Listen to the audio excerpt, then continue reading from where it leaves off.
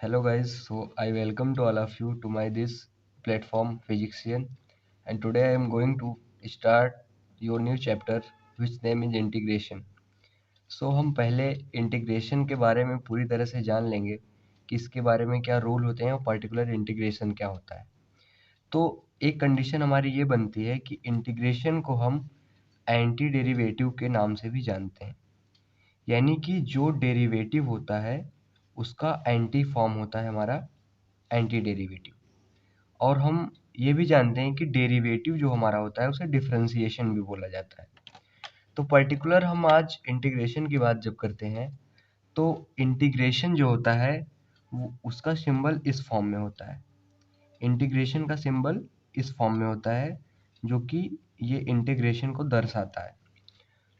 अगर हम पर्टिकुलर इस इंटीग्रेशन के अंदर किसी फंक्शन को रखते हैं, सपोज दैट एफ एक्स को हमने रखा, तो इसको हम किसी के रिस्पेक्ट में इसका डिफरेंशिएशन करते हैं या इसका इंटीग्रेशन करते हैं। सपोज दैट ये हमारा फंक्शन एफ एक्स है और हम इसको डी एक्स के रिस्पेक्ट में इंटीग्रेट करेंगे। तो एक कंडीशन हमारी ये बनती है कि इसे हम पढ़ेंगे कैसे। तो इंटीग्रेशन का टोटली रिप्रेजेंटेशन इस हिसाब से होता है, ये हमारा इंटीग्रेशन का सिंबल होगा और उसके अंदर हमारा एक फंक्शन होगा और उस फंक्शन को हम डी एस के रिस्पेक्ट में इंटीग्रेट करेंगे। अगर इस बात को हमें पढ़ना हुआ तो हम पढ़ेंगे इंटीग्रेशन। अगर हम इसी फंक्शन को जिसको हमने लिखा हुआ है, अगर हमें इसे पढ़ना होगा तो हम पढ़ेंगे integration of function F X, integration of function F X with respect to X, क्योंकि हम इसी एक्स के रिस्पेक्ट में इस डिफरेंशिएशन के फंक्शन को इंटीग्रेट करेंगे। अब हमने इंटीग्रेशन के सिंबल के बारे में जान लिया और इंटीग्रेशन को एंटी डेरिवेटिव इसलिए बोला जाता है कि ये डेरिवेटिव का अपोजिट फॉर्म होता है। हमारे लिए कंडीशन और ये डेवलप होती है कि इंटीग्रेशन जो है हमारा वो भी टू टाइप्स का हो जाता है। इंटीग्रेशन जो है हमारा इसके भी दो पार्ट हो जाते हैं और इन दोनों पार्ट को हम दो अलग अलग नामों से जानते हैं। एक पार्ट हमारा होता है डेफिनिट, जिसको हम डेफिनिट इंटीग्रेशन भी बोलते हैं, और एक पार्ट होता है हमारा इनडेफिनिट, जिसको हम इनडेफिनिट इंटीग्रेशन के भी नाम से जानते हैं। तो जो हमारा डेफिनिट इंटीग्रेशन हुआ और इनडेफिनिट इंटीग्रेशन हुआ, सपोज दैट अगर हम इनडेफिनिट की ही बात कर लेते हैं तो ये चीज़ हमारा function F x D x के रिस्पेक्ट में हो जाता है। इसमें जो ये चीज़ हमारी जो है इंटीग्रेशन का एक सिंबल माना जाता है और इसमें कोई लिमिट नहीं लगी हुई है। जब हमें किसी लिमिट या रेंज के बारे में इंटीग्रेशन को ना फाइंड करना हो तो वो चीज़ इनडेफिनिट इंटीग्रेशन को बताती है। अगर पर्टिकुलर हम डेफिनिट इंटीग्रेशन की बात करते हैं तो डेफिनिट इंटीग्रेशन के लिए पर्टिकुलर हमें कुछ लिमिट दी गई होती है। जैसे कि ये हमारा इंटीग्रेशन का सिंबल हुआ और इसमें ए और बी हमारे जो है एक लिमिट को बताती हैं और इसके अंदर हमारा एक फंक्शन रखा हुआ है जिसको डी एक्स के रिस्पेक्ट में इंटीग्रेट करना है और लिमिट हमारा ए से बी लगा हुआ है। तो ये चीज़ हमारी ये पॉइंट जो होगी ये आपकी डेफिनेट इंटीग्रेशन को बताती है और ये हमारी जो पॉइंट हुई ये हमारी इनडेफिनेट इंटीग्रेशन की बताती है। यानी कि अगर हम डेफिनेट की बात करते हैं तो इसमें एक लिमिट की बाउंडेशन होती है, लेकिन अगर यही पार्टिकुलर इनडेफिनेट इंटीग्रेशन की बात करते हैं तो there is a no boundation. Means whenever we are going to for the indefinite integration, so there is a no boundation. When we go for the definite integration, so there will be a boundation. इसके आगे हम बढ़ते हैं और possibility को check करते हैं कि कौन सा इंटीग्रेशन को मान सकते हैं। तो जैसे कि हम देखेंगे पॉसिबल होगा या नहीं, इसके पहले हम आपको एक क्वेश्चन से रूबरू कराते हैं।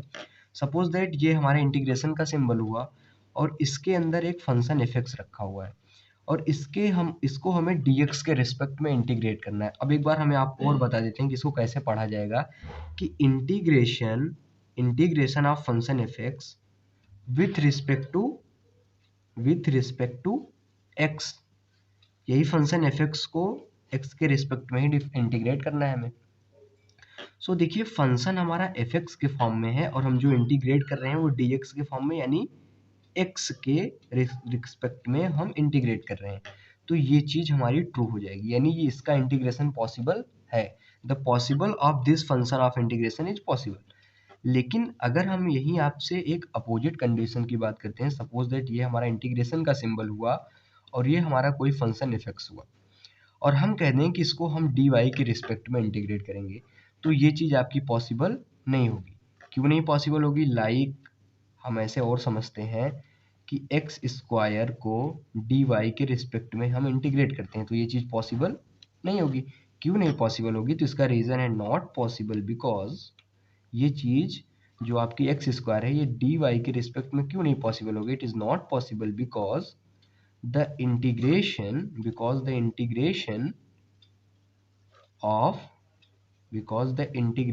of fx with respect to dy, ये आपका एक्स स्क्वायर डी वाई के यानी कि y के रिस्पेक्ट में इंटीग्रेट हो रहा है, इस वजह से इसका इंटीग्रेशन पॉसिबल नहीं है। लेकिन यही चीज में हम जब देखें फंक्शन हमारा कोई एफ है और ये x के ही रिस्पेक्ट में इंटीग्रेट हो रही थी, तो हमारी ये पॉसिबिलिटी बन जा रही थी। लेकिन पर्टिकुलर यही एक्स स्क्वायर जब हम इसे y के रिस्पेक्ट में इंटीग्रेट करेंगे तो इसका इंटीग्रेशन पॉसिबल नहीं है। अब हम जो है इनडेफिनेट इंटीग्रल के बारे में थोड़ा सा डिटेल में देखिए। हम अब इससे जो इसके पार्ट से अब जो कंटिन्यू करना चाहेंगे वो हम इनडेफिनेट के बारे में पहले डिटेल में पढ़ेंगे। जो इनडेफिनेट इंटीग्रल को ख़त्म करने के बाद हम डेफिनेट इंटीग्रल पे आएंगे। तो पर्टिकुलर हम इनडेफिनेट इंटीग्रल से चालू करते हैं। तो हम देखते हैं इनडेफिनेट इंटीग्रल के कुछ फार्मूलाज कहने का मेरा मतलब ये हुआ कि इसका हम पहले जनरल फॉर्म समझ लेते हैं। फुल बेसिक में सुनिए, आपको पूरी तरह से एकदम बेसिक से चलना है। सिर्फ आपको डेरिवेटिव के बारे में थोड़ा बहुत ही जानकारी होनी चाहिए। थोड़ा बहुत कहने का सेंस ये कि आप पर्टिकुलर किसी भी फंक्शन का डिफरेंशिएशन आपको पूरी तरह से याद होना चाहिए, बस इतना ही चाहिए। तो हम इसका अगर जनरल फॉर्म देखते हैं, अगर इंडेफिनिट इंटीग्रल का हम स्टार्टिंग से एक जनरल नोटेशन देखते हैं, तो ये चीज़ तो हमारी इंटीग्रेशन का सिंबल होती है, आप सभी जानते हैं। और x की पावर n होती है पर्टिकुलर dx। अगर हमें इसे इस चीज़ को इंटीग्रेट करना है, ये आपका x की पावर n एक फंक्शन है जिसको dx यानी x के रिस्पेक्ट में इंटीग्रेट करना है। तो इसके लिए हमारा एक जनरल फार्मूला क्या होता है कि x की power n plus one divided by n plus one plus C. अब देखिए ये आप लोग कहेंगे ये c क्या है, तो आपका c एक इंटीग्रेशन कांस्टेंट है। अब देखिए इस चीज़ को हम आगे जब वीडियो में आपको बताएंगे, जब आप 7.3 या 7.4 एक्सरसाइज को कंटिन्यूड करेंगे, यानी इस इंटीग्रेशन चैप्टर को आगे कंटिन्यूड करेंगे, तो आप पर्टिकुलर इस सी के बारे में जान जाएंगे कि इंटीग्रेशन कांस्टेंट होता क्या है और पर्टिकुलर ये यहाँ पे आता क्यों है, इसको बैलेंस करने के लिए। सो हम ये जनरल फॉर्म हमको पता चल गई इंटीग्रेशन की। जनरल फॉर्म कहने का मतलब ये है कि अगर हमारा कोई भी function F x function D x के रिस्पेक्ट में जिसका इंटीग्रेशन करना हुआ, तो वो चीज़ इस फार्मूला के मेथड से हम जो है उसका इंटीग्रेशन करेंगे। सपोज दैट हमारा x की पावर n था dx के रिस्पेक्ट में जिसका अगर डिफ्रेंशिएशन करना हुआ, तो हम क्या करेंगे x2 की पावर n प्लस वन, यानी कि ये जो पावर होगी n उसके पावर में 1 को ऐड कर देंगे और वही जो पावर को ऐड करे रहेंगे वही उतने से डिवाइड करके प्लस सी कर देंगे। अब देखिए ये तो जनरल फॉर्म हुई। तो जनरल फॉर्म सभी को, अभी आप नए इंटीग्रेशन को मतलब इंटीग्रेशन को स्टार्टिंग से पढ़ रहे हैं तो आपको थोड़ा सा यहाँ ये कन्फ्यूजन होगी कि हम n क्या लेंगे, कैसे लेंगे। तो इसके ऊपर हम कुछ क्वेश्चन कर लेते हैं। जब हम इसके ऊपर कुछ क्वेश्चन कर लेंगे तो आपको पूरी तरह से ये चीज़ क्लियर हो जाएगा। अब क्वेश्चन करते हैं कि जैसे क्वेश्चन नंबर 1 हम लेते हैं कि x की पावर 3 है, x की पावर 3 है dx के रिस्पेक्ट में इंटीग्रेशन करना है। सो मैंने अभी आपको बताया कि अगर एक्स क्यूब का हम डिफरेंशिएशन करने जा रहे हैं और एक्स के रिस्पेक्ट में करने जा रहे हैं तो ये चीज़ पॉसिबल है, क्योंकि हमने अभी आपको इस जगह बताया कि अगर फंक्शन एक्स के रूप में है और उसी एक्स के रूप में ही अगर उसके साथ इंटीग्रेट किया जाएगा तो पॉसिबिलिटी है। लेकिन अगर आपका वेरिएबल चेंज होता है, एक्स से वाई हो जाता है, तो पॉसिबिलिटी नहीं है। और हमने देखा यहाँ पे फंक्शन हमारा एक्स के फॉर्म में है और एक्स के फॉर्म में ही इंटीग्रेशन करना है, तो पॉसिबल है। तो हमारा जनरल रूल क्या होता है कि हम लिखेंगे x और x की पावर जो n है उसमें प्लस वन को ऐड करेंगे और उसी से डिवाइड कर देंगे और प्लस c कर देंगे। अब इसको जब आगे सॉल्व करेंगे तो x की पावर 4/4 प्लस c, ये चीज़ आपका आंसर हो जाएगा। ये देखिए बहुत ही सिंपल है, इसमें कुछ इंटीग्रेशन में बहुत ज़्यादा हार्ड नहीं है, वैसे लोग बस हार्ड बना लेते हैं। तो हम सेकंड क्वेश्चन के बारे में अगर चलते हैं तो सेकंड क्वेश्चन हम एक और यानी कि कई सारे 2-3 क्वेश्चन अगर इसी बेस पर प्रैक्टिस कर लेंगे तो ये आपके जनरल फॉर्म पूरी तरह से डन हो जाएगा। सपोज दैट ये x⁴ with respect to dx इसका डिफरेंशिएशन करना है। तो मैंने अभी अभी जस्ट पढ़ा हुआ है कि हम क्या करेंगे, x की पावर में n+1 करेंगे, यानी इसी x में एक ऐड करेंगे तो हम 7+1 कर देंगे, अपॉन इसी रेस पावर से हम क्या कर देंगे, डिवाइड कर देंगे और प्लस c को ऐड कर देंगे। तो हमारा क्या आएगा, x⁴ 8/8 प्लस c, ये हमारा क्या हो जाएगा, आंसर हो जाएगा। एक क्वेश्चन और करते हैं इसी के ऊपर। देखिए आप पर्टिकुलर, मैं इस जनरल फॉर्म को पूरी तरह से डन करा दे रहा हूँ। देखिए जैसे x⁴n है, dx के रिस्पेक्ट में करना है तो x⁴n+1/n+1 करेंगे। तो अब देखिए जैसे कि अब इसके ऊपर अगर क्वेश्चन एग्जीक्यूट करना है आपको, तो क्वेश्चन आपका जैसे x³ with respect to dx करना है।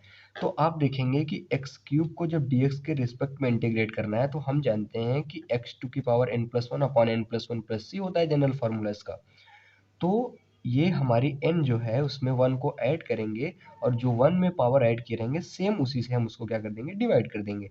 तो देखिए x⁴ 3+1 किए अपॉन 3+1 प्लस c कर दिए, ऐसे हमारा आंसर आ गया। थर्ड क्वेश्चन भी जैसे हम कहते हैं कि x⁴ 10 dx के रिस्पेक्ट में इसको करना है, तो हम जान रहे हैं कि x की पावर में 10+1 कर देंगे अपॉन इसी 10+1 से डिवाइड करेंगे, प्लस c को ऐड कर देंगे, तो x⁴ 11 प्लस सी, ये आपका क्या हो जाएगा, आंसर हो जाएगा। अब देखिए ये तो आपका एक ऐसा फॉर्म होता है, ठीक। देखिए ये आपकी कैसी फॉर्म हुई, जनरल फॉर्म में हमने आपको ये जितनी कंडीशन लिखी है जनरल फॉर्म था, और इस जनरल फॉर्म में हमने कुछ न्यूमेरिकल किए। अब पर्टिकुलर हम क्या करेंगे कि कुछ अनदर फॉर्म के बारे में बात करेंगे। अनदर फॉर्म कहने का सेंस है कि अगर आपका फंक्शन, अगर ये देखिए ये आपका दूसरा फॉर्म चल रहा है अभी आपने एक फॉर्म ये देखा है कि अगर आपका कोई फंक्शन x⁴n है और उसको dx के रिस्पेक्ट में इंटीग्रेट करना है तो उस फॉर्म के लिए हमारा ये सब किया जाता है।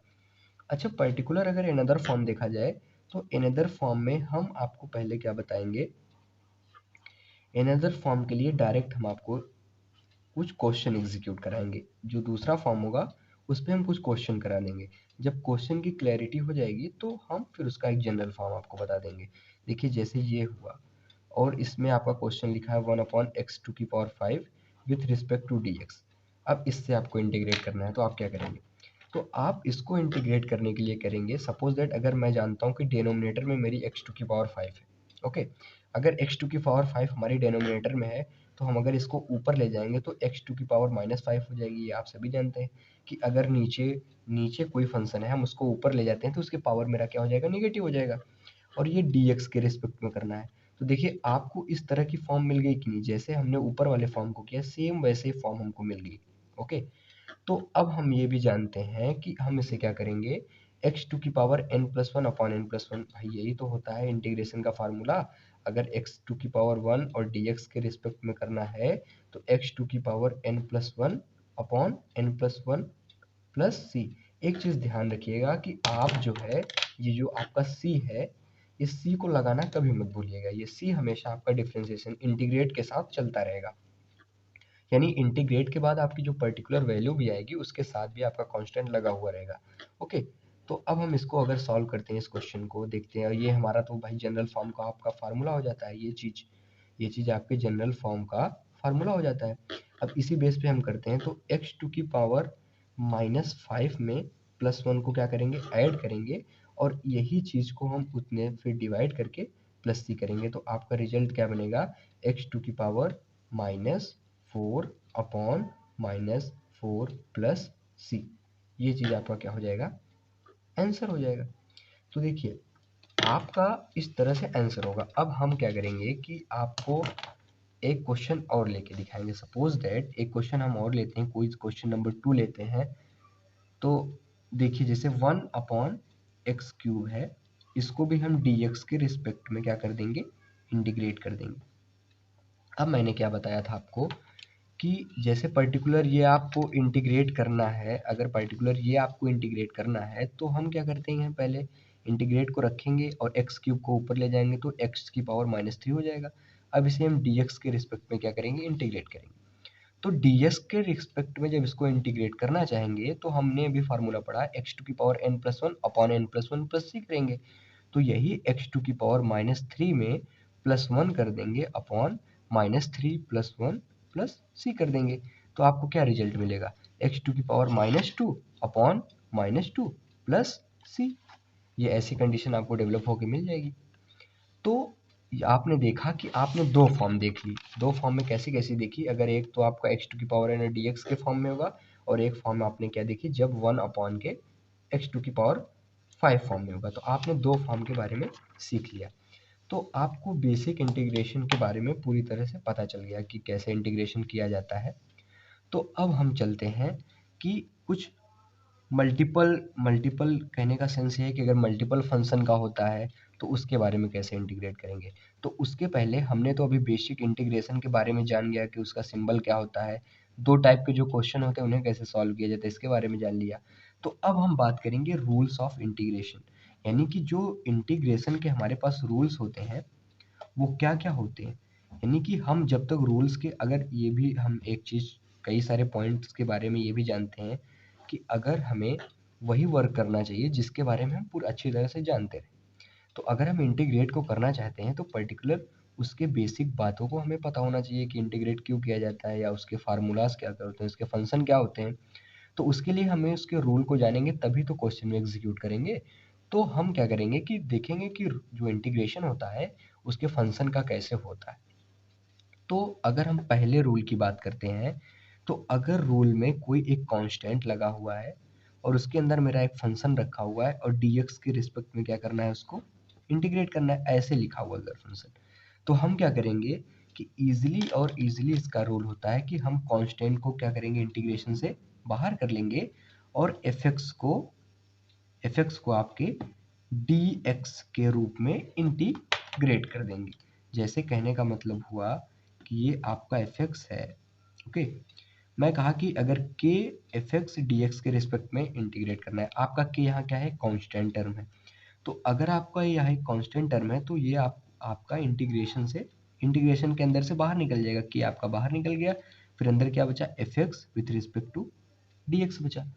तो अब आप जान गए कि जब आपका फंक्शन fx और dx के रिस्पेक्ट में आ जाएगा तो आपने इसके पहले जो आपने जनरल फॉर्म में डेरिवेशन करी है उस मेथड से आप इसका डायरेक्ट आंसर निकाल लेंगे। लेकिन हम आपको एक एग्जांपल देते हैं कि पर्टिकुलर, अगर मैं एग्जांपल, यानी कि देखिए ये जनरल फॉर्म आपकी हो गई, ये आपकी क्या हो गई, एक जनरल फॉर्म हो गई जो कि हम एक रूल के बेस पे दे रहे हैं आपको इस जनरल फॉर्म को। तो इस जनरल फॉर्म का ये टर्म भी बनता है कि अगर आपके फंक्शन के अंदर एक कोई कांस्टेंट टर्म है तो आप उसको इंटीग्रेशन से बहुत ईजिली बाहर निकाल सकते हैं और फिर जो आपका फंक्शन बनेगा उसको dx के रिस्पेक्ट में तुरंत इंटीग्रेट कर देंगे। लेकिन अब ये चीज़ तो जनरल फॉर्म की हुई, इसके बेस पे एक न्यूमेरिकल करते हैं, जैसे हुआ 4x² with respect to dx। अब dx के रिस्पेक्ट में 4x² को हमें क्या करना है, इंटीग्रेट करना है। तो अब अगर इसको इंटीग्रेट करने जाते हो आप तो क्या करेंगे, अच्छा देखिए 4 आपका एक कांस्टेंट टर्म है तो हमने क्या कहा कि जो कांस्टेंट होगा वो इंटीग्रेशन के बाहर निकल जाएगा, तो 4 ये इंटीग्रेशन के बाहर निकल गया और ये हो गया आपका x² with respect to dx।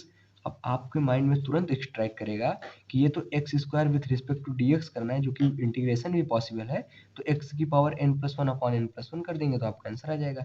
तो ये आपका 4 ऐसे मल्टीप्लाई में रहेगा और ये x की पावर में 2+1 हो जाएगा अपॉन में 2+1 प्लस सी। इसके पहले अभी मैंने थोड़ी देर ही पहले पढ़ा है कि अगर कोई भी फंक्शन उसी के फंक्शन यानी उसी x के रिस्पेक्ट में अगर इंटीग्रेट करना है तो हम x टू की power n+1 upon n+1 plus C करते हैं, यानी कि उसी के पावर में 1 को ऐड करते हैं और जितना ऐड करते हैं उतने से डिवाइड करके एक कांस्टेंट को ऐड कर देते हैं। तो इसका आंसर हमारे पास आ जाता है कि 4x³ अपॉन 3 प्लस सी, ये आपका आंसर हो जाता है, ओके। अब अब हम जो है हमने एक फर्स्ट रूल के बारे में पढ़ लिया। अब हम सेकेंड रूल की तरफ एग्जीक्यूट करते हैं। अब जैसे हमारा सेकेंड रूल क्या हुआ कि कोई एक फंक्शन fx है प्लस कोई एक फंक्शन gx भी है। अब ये दोनों आपके पास कोई फंक्शन है इंटीग्रेशन के अंदर, एक fx है एक gx है और इसको dx के रिस्पेक्ट में क्या करना है, इंटीग्रेट करना है। तो इंटीग्रेट करने के लिए हम क्या करेंगे, सबसे पहले ये इंटीग्रेट करेंगे कि आपका जो ये फंक्शन एफ एक्स है और ये फंक्शन जी एक्स है, हम क्या करेंगे, इसको अलग अलग तोड़ देंगे। अलग अलग तोड़ने का क्या सेंस है मेरा, कि जैसे ये इंटीग्रेशन करेंगे और एफ एक्स करेंगे, इसको हम डी एक्स के रिस्पेक्ट में एफ एक्स को इंटीग्रेट कर देंगे, फिर क्या करेंगे प्लस, फिर से इंटीग्रेट करेंगे जी एक्स को डी एक्स के रिस्पेक्ट। आपको आई बात समझ में, कि पर्टिकुलर हम क्या करेंगे कि ये चीज आपका फंक्शन एफ एक्स और जी एक्स, यानी कि आपने अभी आपके साथ फंक्शन एफ एक्स और जी एक्स एक साथ ही चल रहा था, लेकिन हमने क्या किया कि ये फंक्शन को और ये फंक्शन को अलग अलग इंटीग्रेट कर लिया, जो कि प्लस के साथ कर लिया। ओके, यानी कि अगर किसी इंटीग्रेशन के अंदर हमारे दो फंक्शन एक एडिटिव टर्म में या निगेटिव टर्म में आ जाते हैं, तो उस फंक्शन को हम dx के टर्म में अलग अलग तोड़ सकते हैं।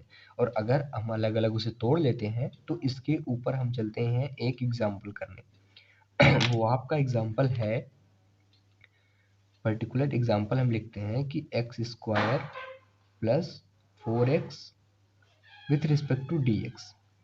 ये देखिए एक्स स्क्वायर फिर 4x with respect to D X क्या करना है, इंटीग्रेशन पॉसिबिलिटी करनी है। तो इस इंटीग्रेशन को कंप्लीट करने के लिए हम क्या करेंगे कि इसके बेसिक टर्म के यानी जनरल टर्म के पीछे अगर जाते हैं तो जनरल टर्म मुझे दिखता है कि एफ एक्स और जी एक्स अगर एक इंटीग्रेशन के साथ में लगे हुए हैं और एक एडिटिव या निगेटिव टी टर्म के साथ है, तो हम उस फंक्शन को अलग अलग इंटीग्रेशन के फॉर्म में तोड़ लेते हैं। तो सपोज दैट अगर ये x square plus 4x integration के साथ लगा हुआ है, ये भी एक फंक्शन ये है एक फंक्शन ये है, तो हम इसे क्या करेंगे अलग अलग तोड़ लेते हैं, ये पहली कंडीशन होती है। तो हम क्या करेंगे, integration of X square with respect to do D X plus integration of 4x with respect to D X, ऐसा कर देंगे। अब हम इन इसका और इसका इंटीग्रेशन अलग अलग करेंगे। अब देखिए ये एकदम सिंपल बन गया आपका, सिंपल बन गया, जैसे x x square D x है, तो हम इसमें क्या करेंगे कि एक्स टू की पावर 2+1 ऑन 2+1 हो गया आपका, फिर प्लस, और ये आपका 4 क्या है कांस्टेंट, तो कांस्टेंट आपका हो जाएगा बाहर, फिर बाहर हो जाएगा, फिर x का डिफरेंशिएशन x की पावर अभी यहाँ 1 है, तो यहाँ क्या हो जाएगी 1+1 अपॉन 1+1 प्लस c। तो अब इसको जब आगे एग्जीक्यूट करेंगे तो x टू की power 3 upon 3 plus 4x square upon 2 plus c, ये आपका आंसर हो जाएगा। देखिए कितना इजी है। इजी कहने का सेंस ये हुआ कि देखिए एक्स स्क्वायर और 4x आपका दो एडिशन में है। अब आप पूछेंगे कि एक्स स्क्वायर 4x इन दोनों का साथ साथ डिफ्रेंसिएशन करना है, तो हमने इसके पहले अभी अभी यहाँ जनरल फॉर्म बताया कि अगर किसी इंटीग्रेशन के अंदर दो फंक्शन एडिशन या सब्ट्रैक्शन के टर्म में लगे हुए हैं, तो हम उन दोनों फंक्शन को अलग अलग तोड़ लेते हैं इंटीग्रेशन के फॉर्म में। अब अलग अलग कैसे तोड़ते हैं, integration of function F X with respect to D X plus integration of G X with respect to D X तोड़ लिया हमने। फिर क्या किया, इसी के ऊपर एक एग्जाम्पल करना चाहा, तो अगर आपका एक्स स्क्वायर प्लस 4x है और इसको डी एक्स के रिस्पेक्ट में इंटीग्रेट करना है, तो एक्स स्क्वायर और डी एक्स को हमने अलग तोड़ लिया, फिर प्लस इंटीग्रेट कर दिया 4x को डी एक्स के रिस्पेक्ट में अलग तोड़ लिया। अब इसको तोड़ने के बाद जब हमारे पास एक्स स्क्वायर होता है, तो हम जानते हैं कि अगर इसके n की पावर में n+1 करेंगे अपॉन n+1 से डिवाइड करेंगे, तो अगर एक्स स्क्वायर है तो इसमें एक ऐड करेंगे इसके पावर में, तो हमने 2+1 किया और सेम उसी से हम क्या कर देंगे डिवाइड कर देंगे, तो x की पावर 2+1 अपॉन 2+1 हो गया प्लस। अब देखिए कि ये चीज़ आपके कांस्टेंट रूल वाले से आती है। अभी हमने यहाँ पे एक जो जनरल फॉर्म बताई थी कांस्टेंट, कि आपका कांस्टेंट क्या हो जाता है बाहर हो जाता है, तो जैसे 4 कांस्टेंट था तो बाहर हो गया, फिर x की पावर 1 का dx के रिस्पेक्ट में इंटीग्रेशन करना था, तो इसमें 1 क्या हुआ ऐड हो गया, फिर उसी से डिवाइड हो गया, फिर प्लस सी हो गया। अब इसको हम आगे सॉल्व कर लिए, तो एक्स टू की पावर 3 अपॉन 3 प्लस और 4x square upon 2 plus C, यही हमारा आंसर आ जाता है। अब देखिए यहाँ पे जो फार्मूला यूज़ हो रहा है बार बार, वो फार्मूला हमारा सिर्फ और सिर्फ इसका यूज़ हो रहा है कि अगर एक्स टू की पावर n और dx के रिस्पेक्ट में इंटीग्रेशन करना है, तो एक्स टू की power n+1 upon n+1 plus C, यही हमारा फार्मूला हर एक जगह यूज हो रहा है। तो ये रूल के लिए हमारा क्लियर हो जाता है। तो देखिए अब तो हमने ये चीज़ अभी आपको, इसके पहले भी हमने एक जो क्वेश्चन करवाया हुआ था कि ये 1/x³ अगर इस फॉर्म में आ जाता है, देखिए अगर ये प्रिंसिपल फॉर्म है प्रिंसिपल फॉर्म कहने का मतलब कि एक टर्म से ज़्यादा का फंक्शन है। अगर एक टर्म से ज़्यादा का फंक्शन भी हुआ और किस फॉर्म में हुआ, ऐसे फॉर्म में हुआ, तो उसको कैसे सॉल्व करेंगे, तो उसके लिए भी आपको एक एग्जांपल दे देते हैं। सपोज दैट उसके लिए हमारा एक एग्जांपल है X cube plus 4/x⁵ with respect to dx। अब हम क्या करेंगे कि इसको भी अलग dx के साथ लिखते हैं, इसको भी अलग dx के साथ लिखते हैं। तो चलिए लिखते हैं, ये करेंगे फिर X cube with respect to dx plus integrate करेंगे 4/x⁵ को विथ रिस्पेक्ट टू dx। अब देखिए आराम से टूट गया, इस फॉर्म में टूट गया, ये इस फॉर्म में टूट गया। अब इसका अलग से डिफरेंशिएशन, इसका अलग से इंटीग्रेट करेंगे, इसको अलग से इंटीग्रेट करेंगे। अब देखिए फिर से वही फार्मूला लगना है। कौन सा फार्मूला लगना है कि अगर x⁴n को dx के रिस्पेक्ट में इंटीग्रेट करना है तो x⁴n+1 करेंगे, डिवाइड बाई n+1 करेंगे और प्लस c को ऐड कर देंगे। अब यही कंडीशन आपको यहाँ पे करनी है। यही कंडीशन कैसे करनी है कि आपकी जो पावर 3 है उसमें 1 को हम क्या कर देंगे, ऐड करेंगे। तो x की पावर क्या हो जाएगी, 3+1 हो जाएगी और इसी से आपका सेम डिवाइड होगा। हो गया। होने के बाद आप क्या करेंगे कि प्लस करेंगे और इसके साथ करेंगे। तो आप देखिए इसमें कि x⁵ है, तो हम ये भी जानते हैं कि 4 यहाँ ही रहने देंगे और x⁵ ऊपर जाएगा तो x⁻5 हो जाएगा। अभी हमने सिखाया है, इस जगह सिखाया है कि अगर x क्यूब होगा तो अगर ऊपर ले जाएंगे उसके पावर नेगेटिव होगा। ये क्लास 8 से लोग पढ़ते हुए आ रहे हैं। तो अगर x⁻5 हुआ फिर dx के रिस्पेक्ट में हमें क्या करना होता है, इंटीग्रेट करना होगा। तो इसको अगर सॉल्व करोगे तो आप x⁴/4 हो जाएगा प्लस। अब देखिए ये कांस्टेंट है, अब मैंने ये भी बताया, अभी यहाँ बताया कि आपका कांस्टेंट क्या हो जाता है, बाहर हो जाता है। तो 4 आपका हो जाएगा बाहर। फिर मल्टीप्लिकेशन के टर्म में x⁻5 में आप क्या करेंगे, +1 को ऐड करेंगे और सेम चीज़ से डिवाइड करेंगे और इसका होल के साथ क्या करेंगे, प्लस c को ऐड करेंगे। इस प्लस c को आप लोग कभी मत भूलिएगा, ये हमेशा इंटीग्रेशन के सोल्यूशन के टर्म में ऐड होता रहेगा। इसको हम आगे बताएंगे कि क्यों ऐड होता है, इसका रोल क्या होता है। ओके। तो हम देखते हैं कि हमारा x⁴/4 हो जाता है प्लस 4 इंटू, अब इसको माइनस करोगे तो आपका x⁴/4 प्लस c। तो ये चीज़ आपकी क्या बन जाती है, जनरल रूल।